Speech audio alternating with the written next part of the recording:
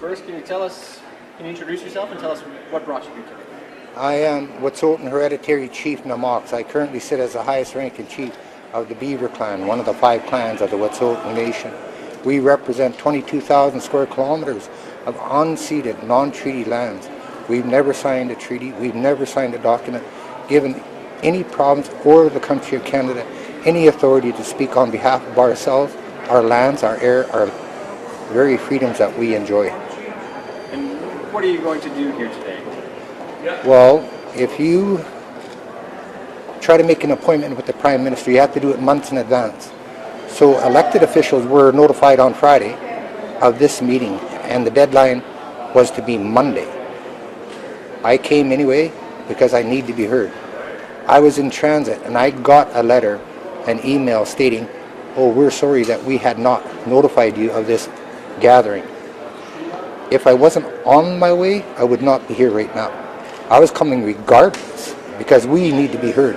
We are hereditary. We have never signed anything that would give Canada the right to spoil our resources, our clean water, our salmon, our rights, our title, our freedoms, and remind them that Canada is obligated to UNDRIP, which they're not holding up at this current time. When they put money before humanity, when they put money before freedom, when they put money before the very democracy of this country, we have the right to speak up. And you were not invited here, correct? They had sent me one when I was in transit.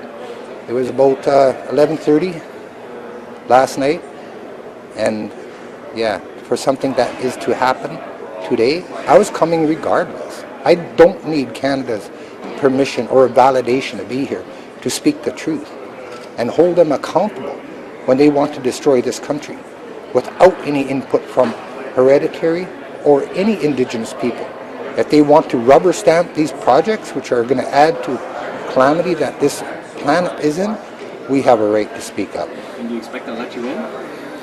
Well, that'll be seen now, won't it? The very fact that they waited until after a deadline for me to receive that, and it was sent to my personal email address.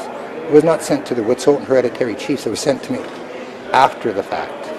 What sort of risk does the government run by excluding hereditary chiefs from a process like this? Well, you have to remember the Delgamuukw court case of December 11th, 1997, where the Supreme Court of Canada stated that we had not given up our rights and title. We had not given up our freedom. We had never signed a document saying that either a province or the country will speak on our behalf, and only we will speak on our behalf of our lands, air, water. I think some of my colleagues might have some questions as well.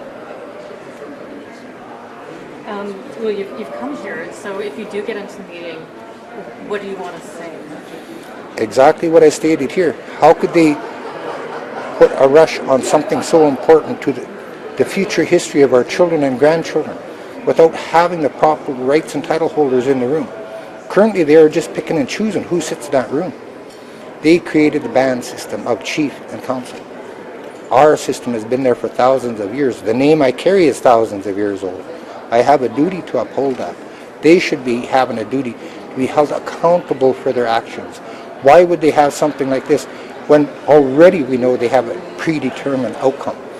That regardless of who says what, they want to kill this planet, this country, this democracy that we live in. We have a right to stand up. We have a right to be heard, and we will be speaking.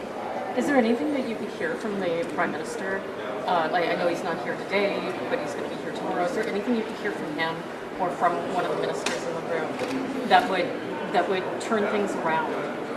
At this point in time, I think the only thing that will turn around is when Indigenous people stand up together and challenge what they want to do to this country, challenge what they want to do to this planet, and remind them that Canada is on the world stage. They have this great reputation of freedom and democracy.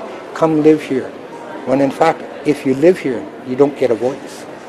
We've never given up our authority or jurisdiction on our land. We never will. But how do we hold them accountable unless other people stand with us? If you do get a chance to address the Prime Minister, what would you say? Be human.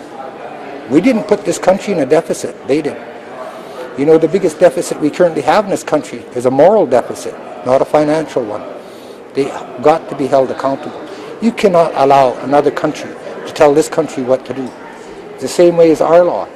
Our nation cannot tell another nation what to do, and yet Canada is trying to tell us what to do. Look what we experienced through Coastal GasLink, the militarized police, the police state we lived in. To defend a petro state? How is that democratic? How could the world let this happen? And why would a prime minister come and tell us what they're going to do? They're not asking us. They're demanding this will happen regardless. They're simply steamrolling this through. Where is the accountability? Where was the discussion that happened for them to make this decision and say that we don't have a right to speak up? I'm wondering what you would say to Canadians right now about, broadly, like Indigenous people or First Nations people's concerns about the legislation and what they might not be fully understanding about what you're all gathered here for and what you are saying about the legislation. Well, first of all, I want to apologize for being a little unsteady. I've been up 40 hours to get here. So what would I say to other people? Stand up, speak up. We're supposed to live in a democratic country. We're supposed to have elected officials that stand up for us, not an industry that is going to kill the future of this planet. When we say we want clean water and freedom, we should have it. Sir, there are dozens and dozens of leaders and Indigenous leaders here for this gathering. How many more leaders would have made it legitimate? Because you seem to say you've not been invited, it doesn't make the whole endeavor legitimate. What must be done to make this legitimate? Why not more of the traditional government? Why not more of the hereditary system? We represent clans, houses, and nations. There should be more. And plus, it should not be put out there on a Friday to respond by Monday. That's not right. You talk about democracy, but isn't it that hereditary chiefs are not in the democratic system as opposed to maybe band leaders that are elected? What do you answer to that? How would you describe democracy? Would democracy be something that stood up for people for centuries?